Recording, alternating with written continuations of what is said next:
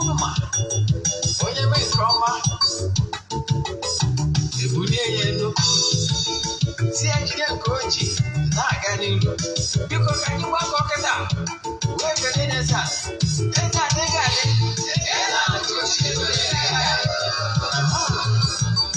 Eze-Ana Ugochitubelu, woko manori fide, igade.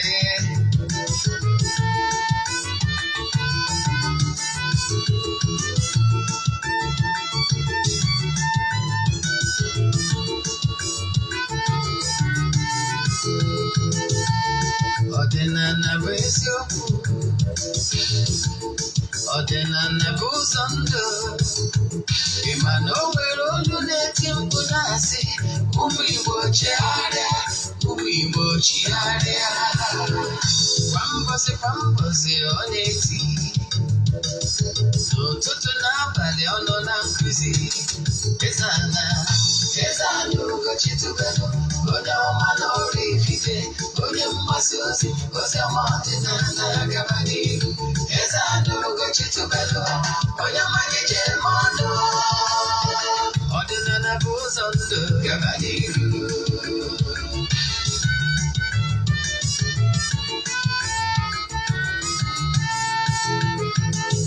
Eze-Ana Ugochitubelu, onye ọma na Oraifite, onye mgbasa ozi ọma ọdịnala gaba n'ihu. Eze-Ana Ugochitubelu, onye mmanya ji eme ọnụ, ọdịnala bụ ụzọ ndụ gaba n'ihu. Eze-Ana ga-adị, Ugochitubelu ga-adị, Ugochitubelu temple ọ ya adị, maka na eziokwu anwa jaja ndị okenye dịka anyị front and back ndị oche ya front and back front esikala aka ghọrọ ụmụ Igbo si anyị rapụ nke anyị na nke faka mma buru Baịbụl bịa akwụkwọ akụkọ mepekwa chọọchị fa obodo ụka dịkwa. Ụtụtụ ọma na ụmụ ọdịnala Igbo, anyị abịakwanụ n'oge awa nke eziokwu nke ọ bụ mụnwa bụ Ogbuefi Eze-Ana Ugochitubelu na-anọ n'isi. Oge awa nke eziokwu bụ oge anyị ji awa eziokwu niile agba maka ndị ọ bụ tata bụ izizi ha na-esonyere m n'Eziokwu TV maọbụ na awa social media handles. Kpọọ m Ogbuefi Eze-Ana Ugochitubelu na Oraifite, afa nji wee chi ọzọ Eze-Ana. Abụ m onye isi nchụaja Ugochitubelu ọdịnala temple. Anyị na-agba afa miri emi rụkwazi ọrụ mmụọ dị iche iche. Abụkwazi m onye isi nchụaja na ọdịnala Restoration Prayer Ministry, bụrụkwazi onye mgbasa ozi ọdịnala Igbo. So you can call me an ọdịnala evangelist, I will answer. My mission is to help people live better life. N'ụbọchị taa, n'oge awa nke eziokwu, isiokwu anyị ji wee bịa bụ more you should know about Agwu and solution and a code one. I repeat, more you should know about Agwu, solution, and a code one. That is our today's topic. Mana before I gaa n'ihu na nkụzi taa, ọkwa dị mkpa. Echefuna na aja anyị na-achụ n'igwe. Anyị dị n'igwe anyị na-achụ ọnwa ọbụla nke ọnwa Disemba ka na-aga n'ihu. Ejego ori m n'ụtụtụ a n'isi na temple jee chụọ aja kwubie okwu ma gaa ọfọ n'isi ndị niile sonyere anyị na-aja ọnwa. Gọgwazie ọfọ n'isi ndị friends of the temple and the children of the temple. Na-erotakwazi ụnụ nwa bụ ndị na-esonyere anyị n'oge awa nke eziokwu, ndị na-emetụ aka na share button na-agwa ndị mmadụ gbasara Eziokwu TV. A sị nka Chukwu Okike pụrụ ime ihe niile gozie ụnụ. Aja anyị na-achụ kwa ọnwa abụ aja mbuni elu, aja ịpụta ihe, aja esigoro na ya bunye ọtụtụ ndị mmadụ elu. Anyị na-eme efu years now, mana anyị anaghị esho testimony na social media maọbụ ihe ọrụ na social media maka na ọ bụrụ ihe anyị maka ebe. Sesọ ndị sonyere na aja a ga-enweta ihe onyonyo na 31st December, nchịkọta ya ọnwa December. Yes, so ndị sonye na aja ị nwere ike isonye na aja ebe ọ bụla ị nọ na nsọtụ ụwa dum maka na ike Chukwu ruru ebe niile. Ịchọ isonye na aja ihe ị ga-eme wee forward ya 3 prayer request. Anyị na-edebe ya n'ọta na-achụ aja na-ekwubi okwu n'afa gị. Yes, ụbọchị anyị ga-emechi anyị jee na mmiri jee chụọrọ ndị mmiri aja. gbagote na temple chụzie aja to entities of powers bụkwazie eburu n'ebe nchụaja ma emesara aka.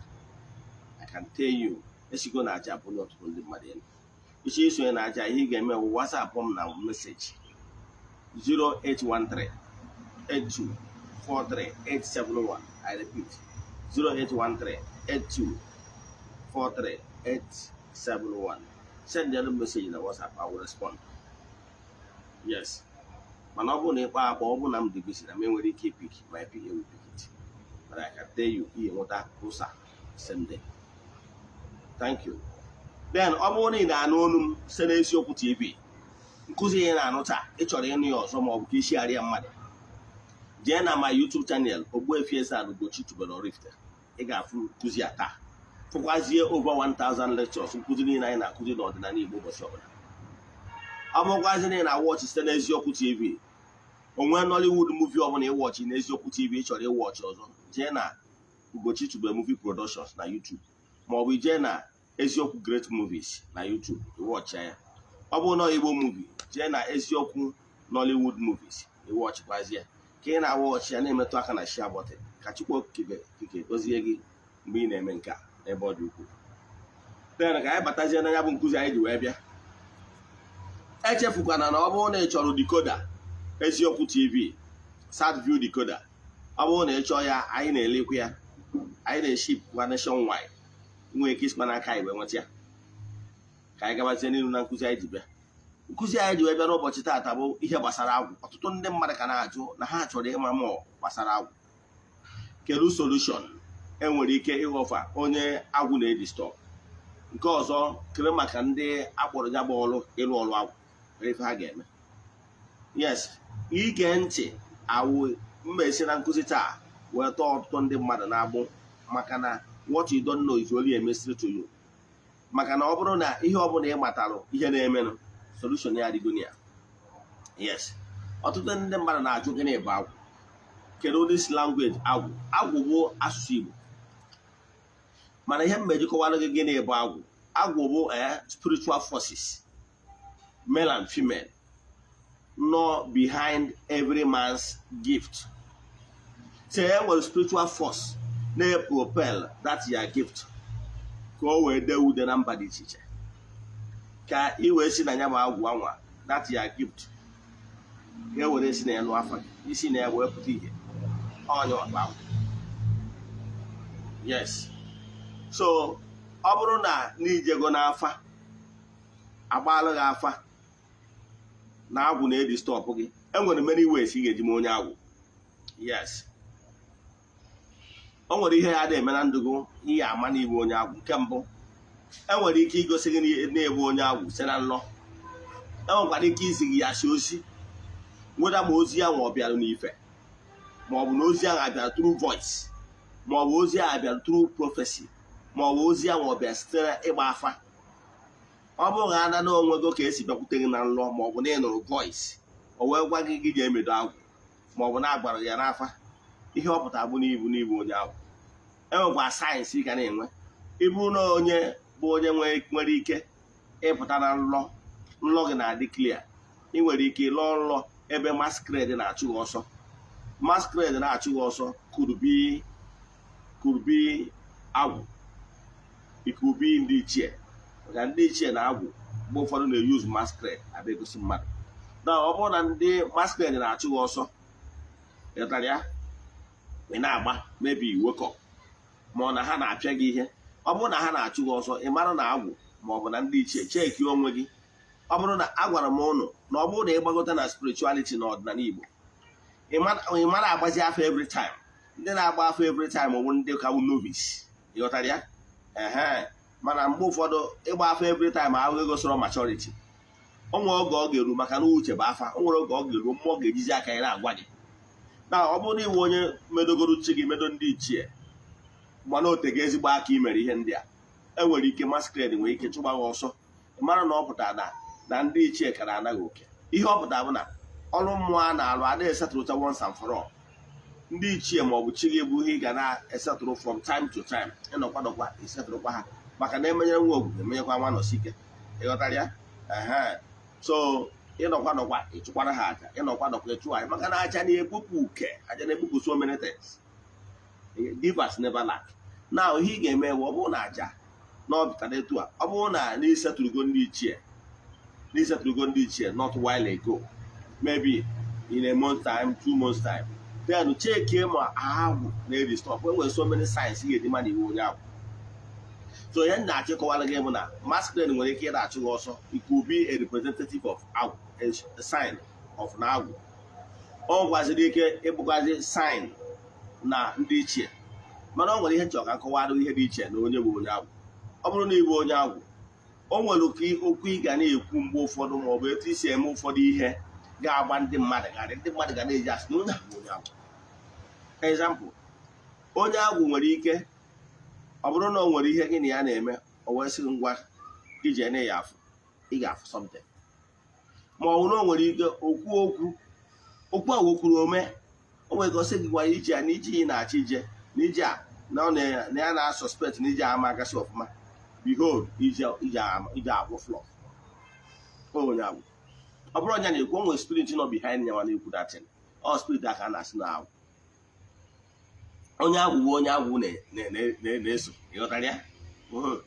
Ụmụ ọnụ ọ gwa gị na ihe anyị eme nwere gasị gị ị na-asị anya na ejebe dị nọsọ nwa gị jee na ọya gasịrị gị iji ọ gaziere gị etu ọgwụgwa in negative o mekwa etu anwa onye agwụ.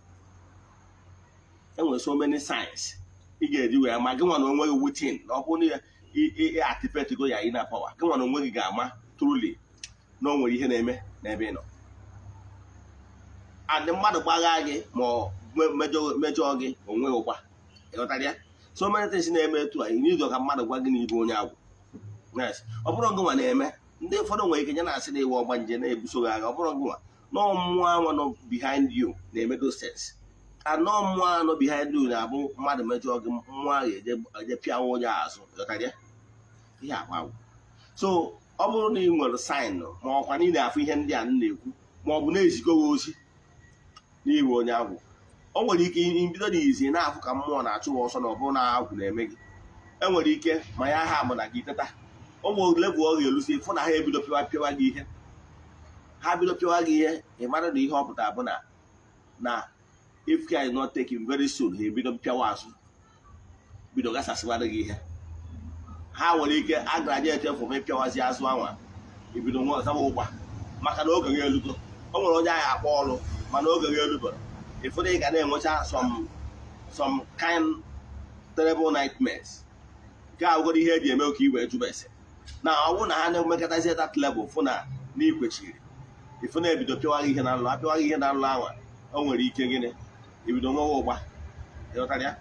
Ihe ọ pụta bụ na akpọrọ gị ọrụ, ihe ọ pụta bụ na ị na-afụ ụdị saịn eto ihe ị ga-eme ọ bụrụ na edibo ọdịdị ibido ọrụ gị ihe ị ga-eme wee ije chụpụrụ ndị agwụ aja chụọrọ agwụ aja ịghọtara ya. Nke a bụ ihe ị ga-eme.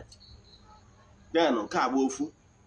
Nke ịbụọ abụ na so ọ bụrụ na ọgwa na ijelu ezie gị ozi ma ọ bụ n'afa na ụdị ọbụla na ị nwere agwụ jee mere ihe dị n'agwụ gị.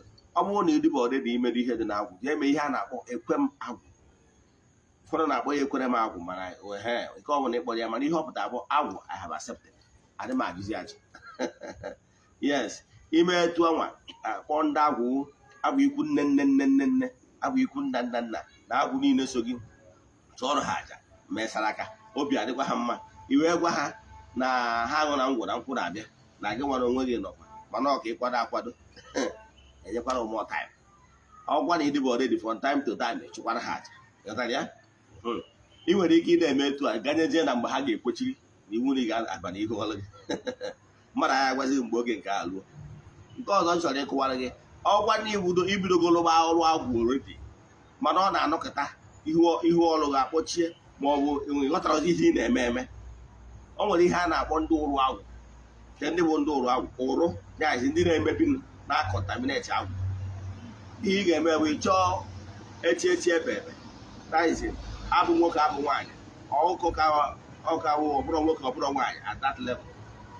I were aka nne gị ka ị ga-ejide ọka anwa instead of iji aka ekpe aka nne ka ị ga-eji jide aka ekpe ka ị ga-eji wee buda m ọkụkọ maka na ọrụ. I were aka nne jide ya m ọkụkọ i were aka ekpe ịmara ọ ya adịghị isi maka enweghị ka ọ bụrụ aka ekpe ka ị na-eme aka ekpe ka ị ga-eji wee gbue igbucha anya tọpịa n'ihu agwụ tichaa nwụọ, i were aka ekpe tụtụrụ ya tụgị ya n'azụ agwụ gị. Ndị rụrụ agwụ ya ghọta ihe m na-ekwu, n'azụ ya, n'azụ agwụ gị anwa ka ọ ya adị closer to the fence, na obere gbagba fence. Now ebe a ka ọ ga-anọ wee lekasị ada eri eri, ịghọtara ya.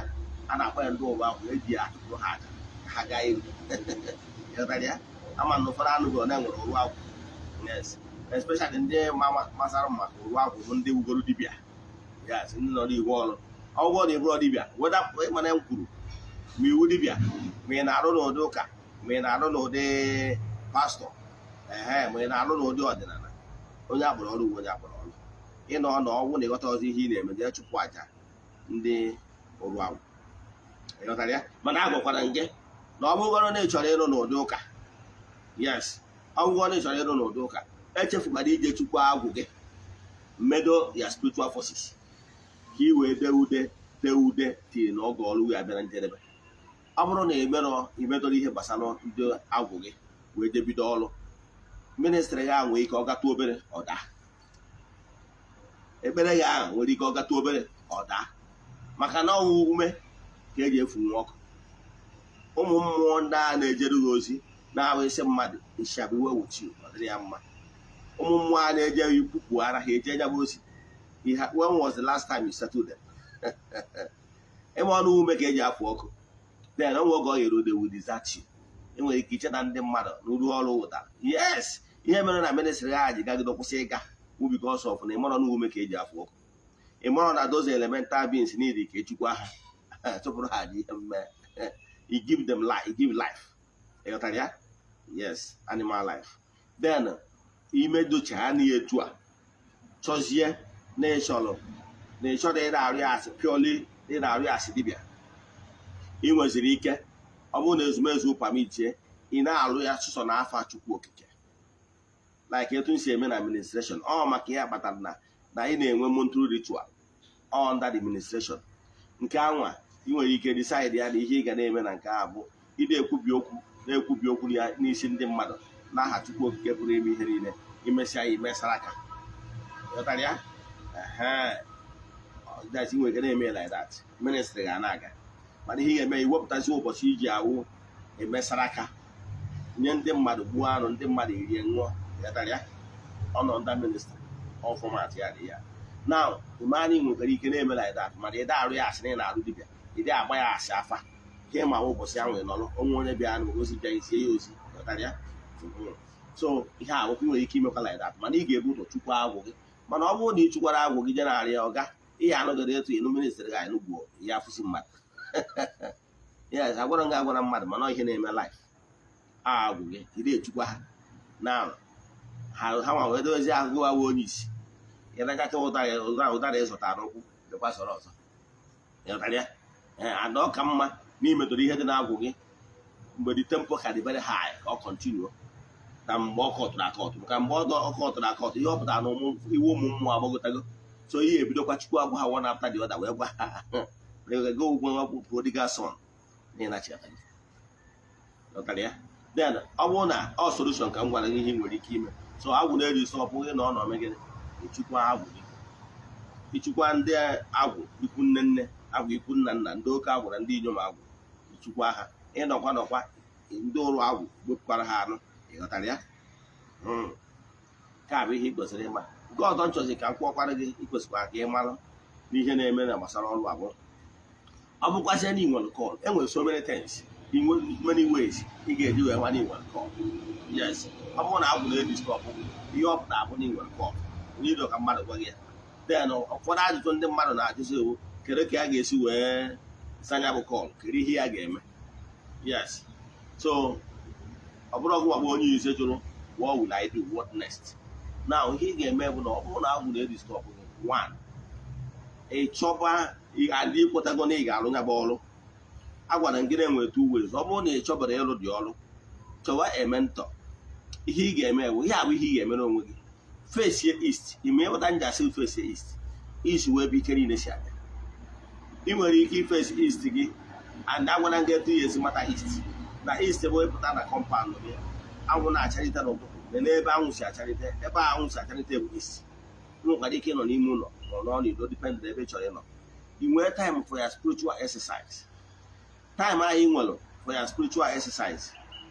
Kpọọ ụmụ mmụọ niile, kpọọ chi gị, kpọọ agwụ gị, kpọọ agwụ ikwu nne, kpọọ ndị egere na ndị mụ, kpọọ ndị adịkantana, kpọọ ndị Igbo ji dị ebube na ndị be unu ji dị ebube, kpọkwuo ndị Anjelu nke Chukwu, ndị adịa bụ ụlọ, ndị na-anụ akwụla ilo, kpọbafa, kpọọ ezumezu ha niile, ndị egere na ndị adịkantana. So ịkpọwa ha niile, kpọwa ha ncha niile, kpọwa na be nna gị, kpọwa forces niile, kpọcha afa, ịgwa ha na-ebi ka gị na ha nọkọ, ịtụcha ha afa, yọọ ha ebe isi metọ ha gbara iwu ha dajụọ, gwazie ha n'ikwetago na ị ga-asa nya bụ yes, mana ha kwutoro gị, ha mee ka ịpụta ihe, ha mekwazie ka ide ude. Ọ bụrụ na eziokwu na eziokwu na ikwetago na ị ga-asa nya bụ, gwa ha na ikwetago na ị ga-asa nya bụ, mana ha mezie ka ịdị ka ibe ha, nyeghị ihe eji eme mmọnwụ, maka na agbara aka atụ ihe na-ata alụ. Ha si n'aka gị ụzọ imirikite ndị mmadụ, ịgụrochara ha etu isi wee nọ, gwa ha nwee taịm gị na ha ji anọrị, gị na ha ga na-anọrị from time to time. Ihe ị na-eme ihe abụ ka ị kwụnye onwe gị n'ọkụ, ịghọtara ya? Because apart from them you can do nothing. Nke bụ isiokwu na-agwa gị, eweziga ike Chukwu, you can do nothing. So ihe ị na-edere nwoke ikwunye onwe gị n'ọkụ, maka na ọha ga na-achaji gị, ha ga na-achaji gị, maka na ọrụ mmụọ siri ezigbo ike. Mgbe anwa ị na-efesi somebody's case, ịnọ ka fonu n'ọrụ n'ịntanetị na-consume battery. So because all ya from your radiation and vibration ka iji alụ ọrụ mgbe nkwubi okwu n'isi mmadụ bịara mmezu. So ị nidere ịkwụ n'ọkụ 247. So all that your spiritual forces ndị ga-akwụnye gị n'ọkụ, ọha ya akwụnye gị n'ọkụ iwee dị ude na ndụ a. So ị nidere ịda anọ with them ka akwụnye gị n'ọkụ, akwụnyezie gị n'ọkụ a, gwa ha na ikwetago na ị ga-arụ ya bụ ọrụ, ma yozie ha si ha biko ha duzie gị ụzọ, direct gị to ezigbo mmadụ ga-abụ nna gị ukwu, ga-abụ ya mentọ. Ịghọtara ya? Ga-abụ nna gị ukwu, ga-abụ ya mentọ. Onye ahụ nna gị ukwu na onye ahụ ya mentọ bụ onye ga na-agbaziri gị olu. Ọ bụrụ sọ onye nwụrụ anwụ ka a na-emezi olu, a na-emezikwa onye dị ndụ olu. Yes, ịma ọtụtụ ndị mmadụ like ihe anyị na-afụ na social media kịta, problem enwere ụna most of the people ị na-afụ na social media was never mentored. Yes, ụfọdụ nwere ike ọrụ na-enwere call, ihe ọ ga na-eme ewu onye na-abụ onye ọ na-efolo onye ọ mụta one or two n'aka onye before you know it, o bido mewe ọ na-eme ahụ, ọ na-emekasị fụna ọ ga na-eme try and error, because some of those people ahụ ịfụ na-abịa na social media na-eme one or two are not telling you all the truth. Onye kpatara na ị nwere ike ịfụ nwa Ogbuefi Eze-Ana Ugochitubelu ka m na-esho ihu ọrụ na social media. You know why? Ọ dịrọ necessary. Yes, ọ dịrọ necessary. Ụfọdụ a na-eshi oge ihu ọrụ na social media a na-agwa gị eziokwu niile, o nwere sọ certain hidden truth onye anwaghị ehide aha edebere gị, kebe eziokwu ka m na-agwa gị. Ọnụ ka iwe trader ị na-eji ego ahịa na shop can never tell you all the secret dị na business unless ị bịa gbagharị ya. The truth ka m na-agwa gị. Ọ bụrụ na ije sị ka ịwata ya n'anya, ị ma na ị gara ya learn on the process, and therefore when you are learning on the process, if you know some mistakes ị ga-eme in your early stage of work, ihe ọ pụtara na iji ndị mmadụ wee na-amụ ọrụ, ịghọtara ya? Thereby if you ga-elu so many people, maka na ihe na-eme against work. Mana ọ bụrụ na ị dị properly mentor, ị na-ebido as professional, nna gị ukwu abakịa gị, and ọ dị possible na ị nwere ike ịmụcha ọrụ ike onye kụziri ọrụ, ọ dị very possible because na-agwụ gị. So mana ị ga-ejeriri mmadụ ga-akụziriri gị one or two, na-akụziri gị ịmụtachacha n'aka onye anwa. Agwụgwa adịzie nke ị nwere ike isi na agwụgwa anwa depend on the volume of your agwụ, nwere ike imechazi ike nna gị. Mana ọ bụkwa ma ya adị mentor, somebody ya mentor dị. Onye ahụ ihe nna agwa ndị mmadụ steady. O nwere ụfọdụ ndị ma o nwere ofu ndị dibịa mma, ha sị na ha ya amụ n'aka mmadụ, na ha ama eje ma mentorship n'aka mmadụ. O mere ha mee so many mistakes, mana in a nutshell ha amụ n'aka mmadụ, mana ha pụtara in open. Ịghọtara ya? Mgbe ahụ ị na-anọkịta were ọjị jee na be mmadụ si ya nna ya ukwu, bido chụba ya ajụjụ, ọ na-akụwachara gị ebe ọ na-ọsọ agwụ ka ị na-agba n'aka, kama na iwe onye aghụghọ. Ị pụtara ifegwu ya na ị na-achọ ịgba ọsọ agwụ, maka na ife ịrụ na ịpụta ifegwu ya o rie gị ime igbo ihu ana mana iji ahụ wepụta ma ọ bụ ịnọkọta ije jụọ onye ihe dị etu a and ọ bụrụ mmadụ na onwe onye ga-eje jụọ etu anwa ọma eji 100% obi ekọwara gị ihe niile ahụ kama ọ gwaghị enu maka na eburo gaghị eje Amerịka ịghọtara ya mana ọ bụrụ na ị dị humble enough si onwe onye dị etu a ikpecha ebere gọchaa ọfọ isi mmụọ gị na ha so ha bigo ha lidie gị to the right person ga-agbachi gị uru ife onye ahụ enwe ike kụziere ụdị secret enwere ụfọdụ ihe wu ihe omimi ịghọtara ya o nwere ụfọdụ ihe ị ga-akwesịrị ịma mmadụ ga-akụziere gị ọ bụrụ ihe niile ọ bụrụ ahịhịa niile ka ọ ya ahụpụta ịjụ ana dibịa ọgwa gị o nwere ahịhịa ụfọdụ ọ ya ahụ ịjụ ajụ onye kwekwa gị ya now mgbe ị na-amụzie from the hard way inwe ọpụpa mentorship ọ bụrụ ihe ga-ewe gị na-ewe gị example like 6 months ịmụta ifo na ị nwere ike ị na-eme trial and error for 2 years 3 years iji bido ọrụ ị ka na-eme trial and error mana ọ ihe ọ ka agba bụ na ihe dị humble enough under 6 months mụta ya ịghọtara ya so onye ọbụla sịrị gị na adị agba ọsọ agwụ na aghọrị gị ọ ndị a na-eme mmekasị ya na ndị mmadụ na-akpa nkata ọnụtawa na otu ome ka anyị echikwa ọnụtakwa ọzọ etu akọ ga-esi na-eme ụfọdụ ndị mmadụ na-eme trial and error ka mmadụ ga-atụ bụ taa ka a gbawara ọsọ agwụ o nwere ihe a na-akpọ okwute aha dibịa mgbe gboo dibịa na-eje ọrụ ebe dị anya ọ ga-enwe obere nwa aịda nwa ya ma ọ bụ onye ọzọ na-akpọ okote abịa kụtara ya ịghọtara ya ya bụ ọ na-arụ ọrụ ụfọdụ ọsị ya ngwa je wetara m ife dị etu a n'ime ọfịa je wetara m ife dị etu a n'ime ọfịa a na-eme ọ bụrụ na onye nna ya bụ dibịa direct mgbe anyị na-asa agwụ nna gị ọsọ agwụ na-agba n'aka nna gị ịghọtara ya a na-enwere mentorship ndị anyị na-afụ ndị reverend ma ọ bụ asị na ọfada ma ọ bụ gịnị wụ seminary school ọ bụrụ ebe a na-azụ ndị nwere ọgwụgwọ ọ bụrụ ya ọhịa ọgwụ n'oge nke Moses zụrụ Elọn ha zụọ Elisha zụọ Joshua ha zụọ Elisha zụọ Elisha na-agbadata efughị ya oge bido n'oge nke Jizọs maka ndị kwetara na ya o nwere 12 disciple nwee 72 disciple wee gabazie ịghọtara ya a ga-enwerịrị ịnakakus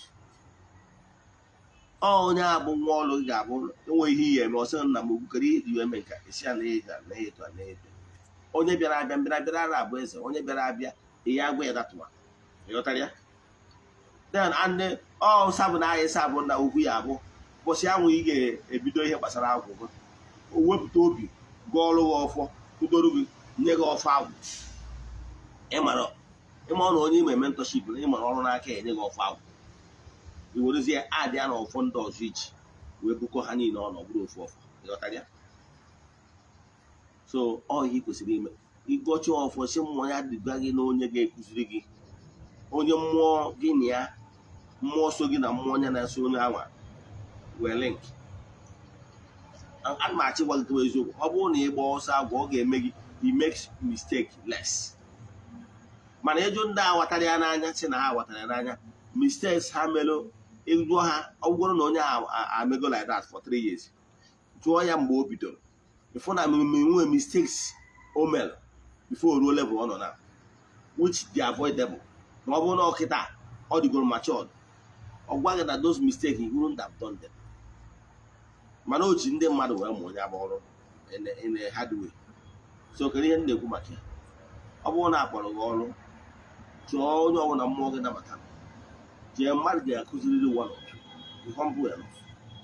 one or two ahụ ọ kụziere gị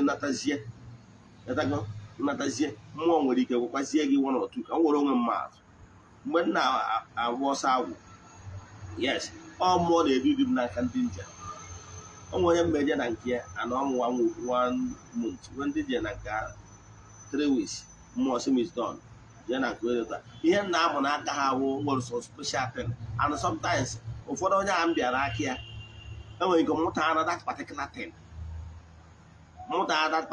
asị m is done n'ọsọ ya ka ndị dị bụ n'aka onye ngwa m jee n'aka onye ịfụrụ ya and ụfọdụ n'ime ha bụ abụchara etu anwa ha si arụ ya mgbe ahụ ka m siri ya ụfọdụ n'ime ha ka m mụtachazi etu ha si arụ ya mara ihe kpatara eji eti nke a mara ihe kpatara eji eti nke a mara ihe kpatara eji eti nke a then natazie bidozie n'ihe ọrụ m agwụ nkwazie m yes ịmata gị ihe eji etie nka mara ihe eji etie nka however in absent of this you can add this if you go ebe agwụ m si eme agwụ m bidozie adịbaziere m ihe kọwazie m alternatively sị m ihe a sị gị add ya in the absence of this particular thing you can actually put this. So o mezie some of the etu si alụ some of the ọrụ changes here.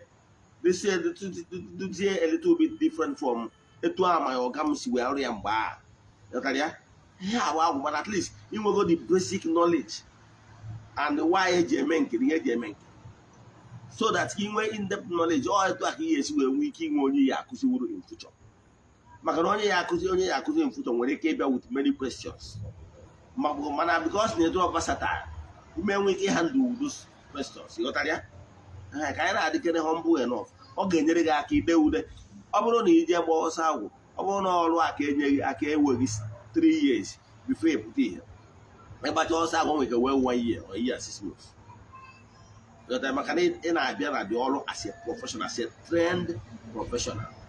Ọ nọ ka ịfụ medical doctor dị professionally trained obido obere ụlọ ọgwụ were kpọtazi onye bụ kwak onye bido nke ya they can never be the same.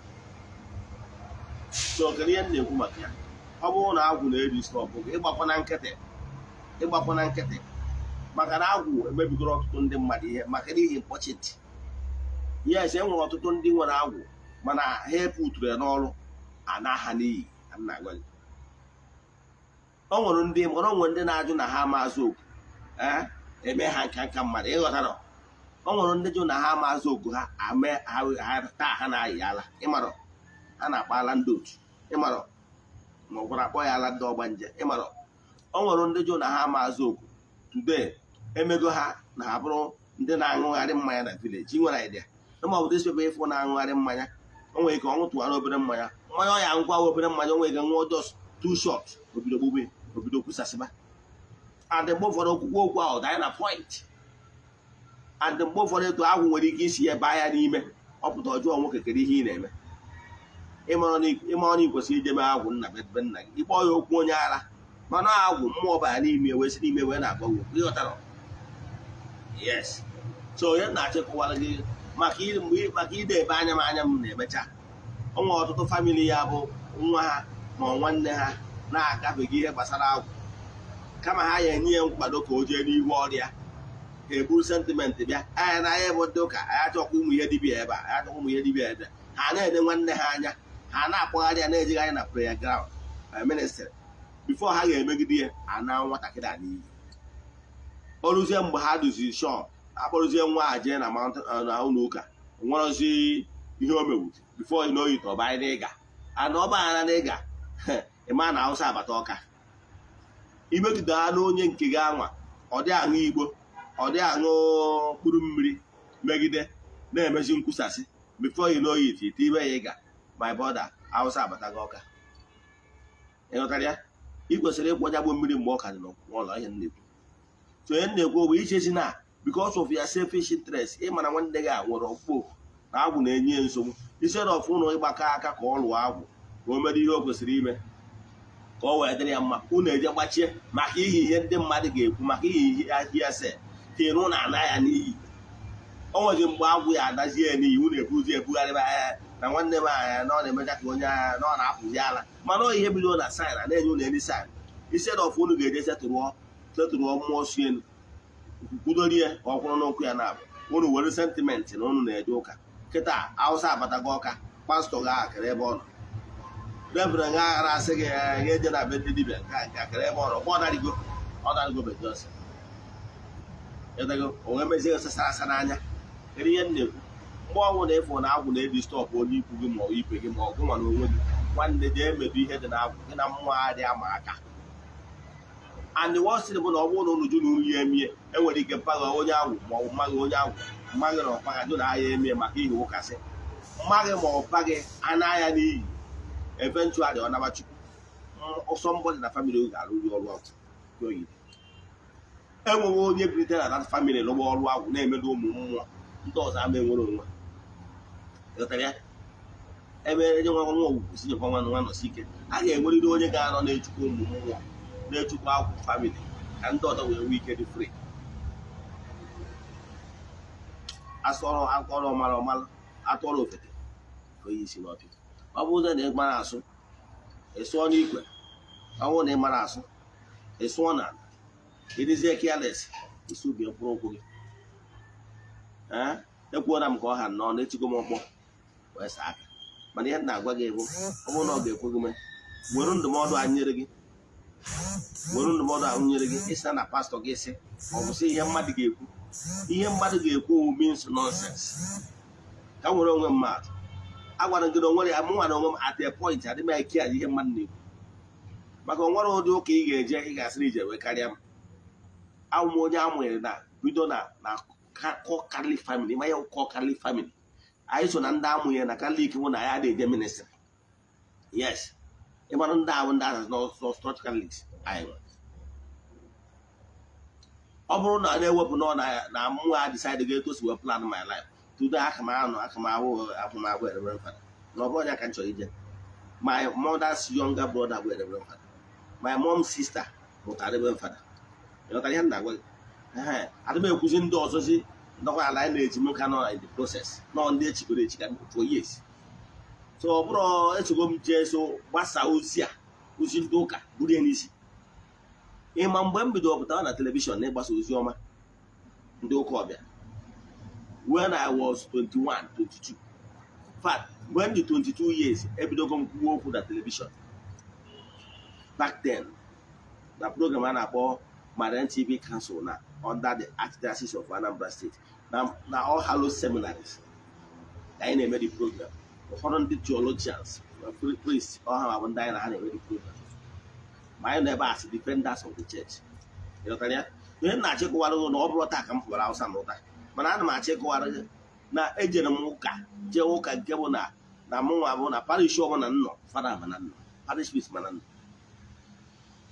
even Bishop Nnewi Diocese before Hilary Odiro Okeke when he was in Ibapuku mgbe ọ ka ụmụ sayị nọ hụ na ya na the same parish ịghọtara ya to mention between ihe na-achịkọwara gị bụ na ejere m ụka to the extent na ụfọdụ gara asị hey na m mechazi bụ dibịa I don't care ọga ọ bụrụ na ejuru ime eje agwụ meghe nka mmadụ onye ọbụla to ya tent o Israel mana ọ bụrụ na eziokwu akpọrọ nọ n'ihu ọrụ gị ndị jụrụ ajụ emecha kwere ekwe ịghọtara ya mana ị bụrụ nka mmadụ onye ọ na-echefu asị ya onye ma nke omeka ọga my brother my sister ịga na ntị ihe mmadụ ya ekwu ịpụta ihe edewe ude ndị enyi gị niile awa ndị jụrụ ajụ ga-ekwe ndị kwere ekwe ga-ekwesị ike mana ọ bụrụ na ịgba nkịtị onye gba nkịtị chi ya agba nkịtị ịgbakwana nkịtị mgbe ihe ndị a na-eme n'ime ndụ gị nso oku akpọrọ gị go family members ọ kachasị ụnụ nwe family members ọnụ maka nna ada aka na ntị kwụsị na ibitimize onye nke ụnụ nwere agwụ ụnụ akọwa ya all manner of names ụnụ agwabụ ya because of na-achọkwa onye ya ebute family aja afọ bute family aja afọ maka na ọ na-azụ okwuchi ekpọrọ ya ụnụ kaja olube the person mebe onye agha ihe akaje victimize gbazie the person onye anwa give up I can tell you ọ bụrụ na onye agha give up ụnụ niile fifidarịda enwere onye ga-enwe onwe back my words omego family ọtụtụ family mee ha nka mmadụ maka na onye ya emeghị ihe ị na-afụ ihe na-eme na be Okeke ọ na-eme na be Okere mana ọ bụrụ unu kweta nwa ụnụ aja chụba aja n'afọ ụnụ na-emedo ndị egede na ndị mbụ dadago ụnụ adị free ihe ụnụ ga na-eme ụnụ n'ọnụ ụlọ nyeghị ihe eji adịkwuru mmụọ ụnụ eme onwe ụnụ mana ụnụ sị na ụnụ agha emie ụnụ megide mee onye nka mmadụ ọma onye ọzọ yes mmụọ na-agha n'anya na onye nke a anaghị onye a n'iyi onye ọzọ ya aba na life inwe ntị yes ọkwa na ị nwere ntị egwuola m ihe mmụọ si m kwuo n'ụbọchị taa ọ bụrụ na ị chọrọ kpee ekpere mmụọ direct ya gị onye ya agwaghị eziokwu ije nwa tinye aka na ndị bụ ihe a chọrọ ụsọ ego yes ego dị mma yes mana ndị ya agwaghị nke bụ eziokwu dịdọm ipentri words yes dịdọm ipentri mana ana m agwa gị the fact so ka m mechaziere ihe niile anwa ihe a na-ekwuzighị onye nke akpọ ya asị na ọ na-emezi dibịa asị na ọ na-emezi dibịa 1 month ikwutezi oge asị ga ụzi o story na obere asịrị 1 week nnukwu asịrị 1 month end ya so ihe m na-achọ ịgwa gị ọ bụrụ na ị chọrọ ịrụ ọrụ a mana ezinụlọ ọgwụ na-akpagbu gị mana ị chọrọ ịrụ ọrụ a akpọrọ okwu ọfụma ndị ma na inwe great call gwa ndị nwere ụmụ ntọntọ call na onye nwere great call ịchọrọ ije ozi a ya ga-enyere gị aka. Ka m kwụsị ebe a. Inwe ajụjụ na nkụzi a maọbụ na ịchọ ka a gbaara gị afa mmiri emi, send alụ meseji na WhatsApp 08138243871. I repeat 08138243871. Agawa m ọfọ n'isi ndị niile nọ under the influence of my voice, ndị ga-anụ onu a were tinye n'ọrụ, ndị ga-anụ onu a gwa ndị mmadụ gbasara onu a, ndị ga-emetụ aka na share button, ndị ga-agwa ndị mmadụ gbasara Eziokwu TV. A sị nka Chukwu Okike pụrụ ime ihe niile gozie unu n'ebe ọ dị ukwuu. Agwakwazie m ọfọ n'isi ndị niile sonyere anyị, ndị our fans, ndị na-esonyere anyị, ndị na-emetụ aka na share button, ndị na-agwa ndị mmadụ gbasara ozi ọma anyị na-agbasa n'ọdịnala Igbo, ndị na-agwa ndị mmadụ gbasara Eziokwu TV, ndị children of the temple, friends of the temple, ya na ndị niile sonyere anyị na ọnwa Disemba. A sị m na akịkaka ya mụnụ na jijiji ya mụnụ. A sị m na osisi fụrụ ụnụ na-atụ ufere. A sị m ufere amapụziri ọnụ, ufere si n'ukwu pụọ ya. A sị m onye fụrụ ụnụ cheta nwa ya nwụrụ anwụ, sị gị ihe mere nwa ya nwụrụ anwụ mee ụnụ. A sị m na nwa onye ahụ ọzọ anwụziri kama nya nwa na onwe ya onye nkwu. A sị m onye sị na ụnụ ga-adị mma, a sị m na onye a ga-adị mma. Mana onye sị na ụnụ ama adị mma, na onye ahụ ama nnata mmatere ụwa agwụ onye nkwu. A sị m ihe ụnụ ga-eribịa ihe ya ego na-abịa na. A sị m na ife na-afịa ife a na ntị ka ụnụ na-adị ya na onye emunụ n'ihu. N'ụbọchị ihe na-aga okporo ụzọ na ụkwụ ama apụ na ama, ọ bụgoro ụnụ ama na ụnụ ga-ejecha na maka na ọgụkọ na-akpacha na-aja ọfịa ma na-agba onye nwe ya. N'aha Chukwu Okike nke pụrụ ime ihe niile, a sị m na ụnụ ga-adị ka echi maka na echi adị agwụ agwụ. Ya gazienụ, daalụnụ, ọ dịkwa echi niile. Ndị enyi m ndị m metara onwe m, ndị enyi m na soshal midia, o nwezie meseji chọrọ isendịrị Ogbuefi Eze-Ana Ugochitubelu na my private WhatsApp nọmba, send ya na 08057837672.